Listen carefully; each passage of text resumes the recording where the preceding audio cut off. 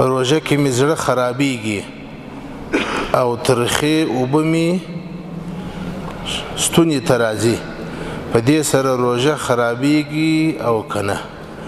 که چیرې داسې وي چې دا ترخې اوبه تر ستوني راسي، ستونی تریخ کې خو د باندې راونوځي بیرته ولاړې سي، مشکل نه لري.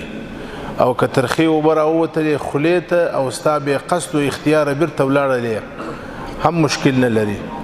او که ترخې اوبه راووتلې خولې ته یا د ترخو اوبو سره بل شی راووتله او تا په قصد باندې تیر کړله، روژه ماته ده.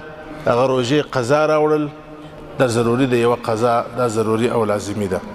نو که چیرې داسې و چې خالي ستونی تریخ کوي بیا مشکل نه لري، یا خولې ته راللې خو ستا بې قصد و بې اختیاره تېرې سولې، دواړو صورتو کې مشکل نشته.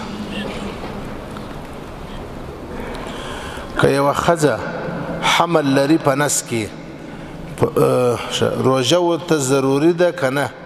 ځکه ډاکټر ورته ویلي دي چې اوبه به ډېرې څښې او روژه به نه نیسي، نو اوس څه وکړي؟ روژه دې نه نیسي، روژه نیول ورته ضروري نه دي.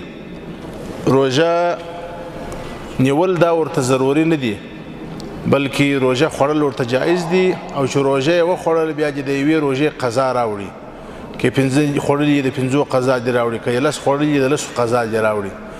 چې که چیرې یو ښځه حامله وي او روژه نیول ورته نقصان وي، ډاکټر ورته ووایي چې تاوان دی تا ته یا ماشوم ته، روژه بالکل خوړلی سي، په دې کې مشکل نشته.